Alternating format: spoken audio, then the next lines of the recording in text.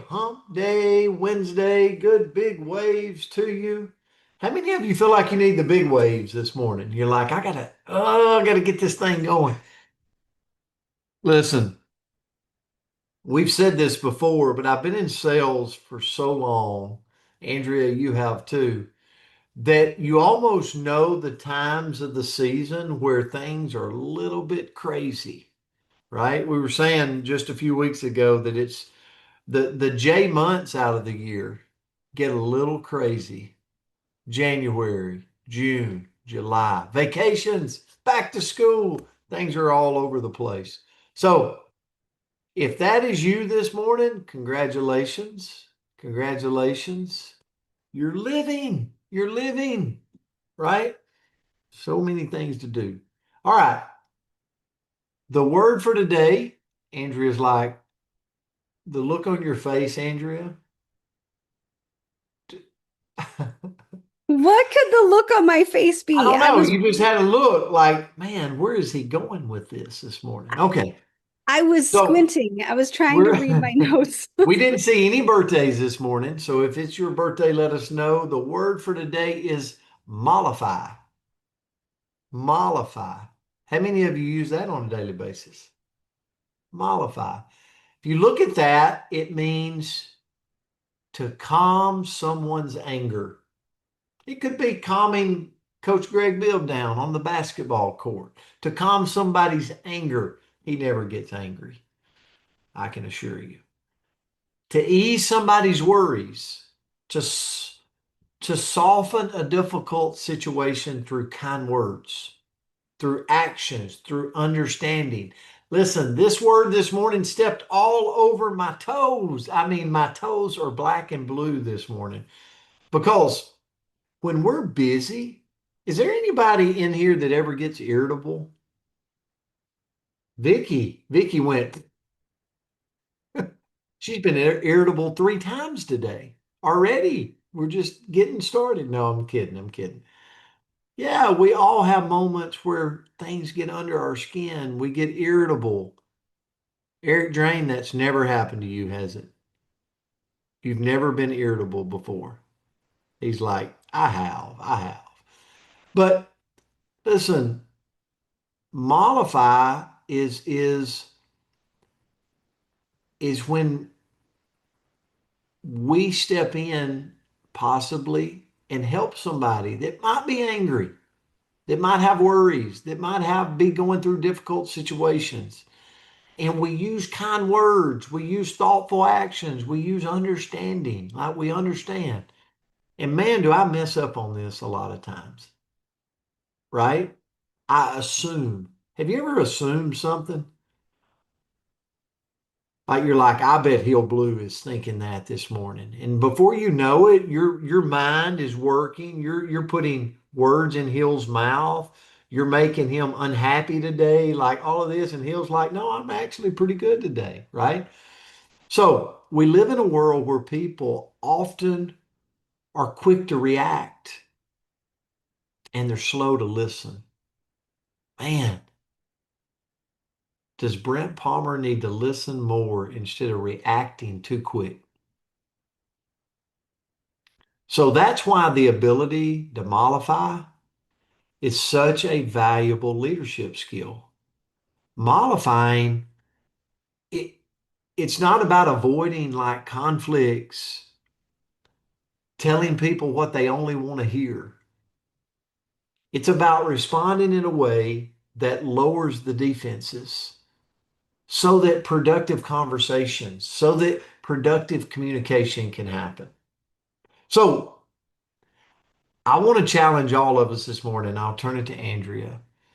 As leaders, as parents, as friends, teammates, maybe I'm a teacher going back to school. We have opportunities every day to either escalate tension or diffuse it. And it's usually, this is where my toes got bruised this morning. It's usually in a calm tone. It's usually just genuine empathy for others. It could be through thoughtful questions. Hey, I see you're a little upset about this. Let's talk about some solutions, right? It could be a sincere apology. It can completely change the direction of a conversation. When I look at Cynthia and go, Cynthia, I just want to tell you I'm sorry. I messed up, right? Strong leaders don't just solve problems.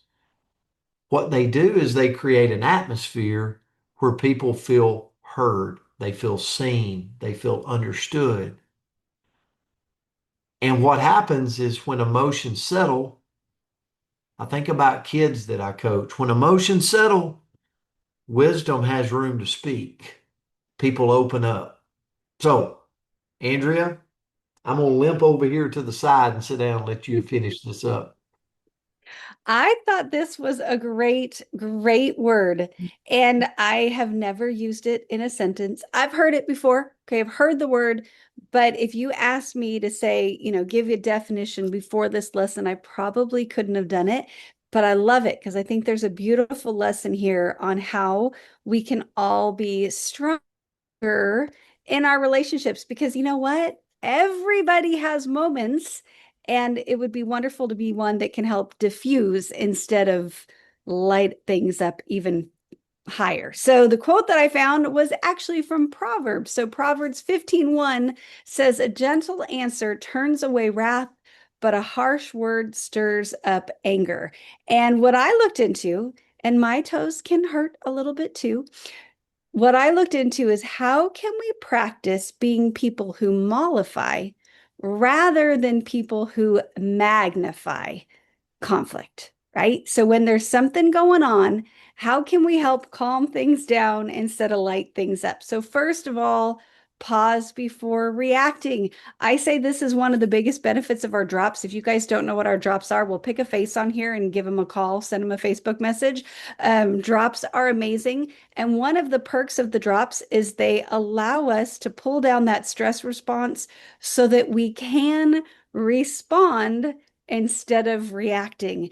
And man, if you deal with humans, right? If you've got kids, if you've got a significant other, if you walk out the door into the world, wouldn't it be better if we could all respond instead of react, right? Somebody cuts us off on the road.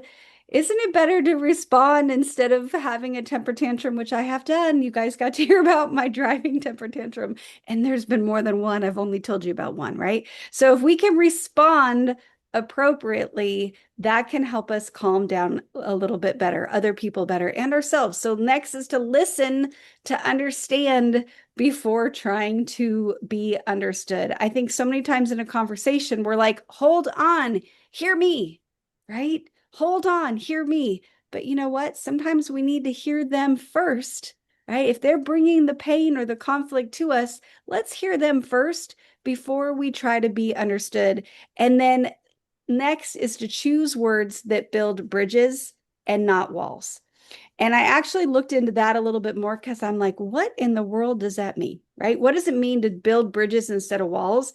So I looked into some concrete examples because I didn't know. So instead of saying, you're wrong, um, I don't think anybody on here is probably ever going to say that to somebody. I don't know. Maybe we would, but we probably wouldn't. Instead, say something along the lines, and I'm just picturing this in a conversation. This actually made me giggle a little bit. Maybe She's don't quite actually go. picturing me, ladies and gentlemen. I know, I feel it. I feel. Okay, so coach, let's just imagine the next time I disagree with you, I'm going to say to you, that's an interesting perspective. Can you help me understand how you came to that conclusion? I giggled out loud. This is going to happen, guys. Just so you know, coach and I tend to disagree on occasion on how to do things. And I do ask for a lot of clarifying statements. It might drive him crazy, but we're trying, we're working on it. But instead of you're wrong, that's an interesting perspective.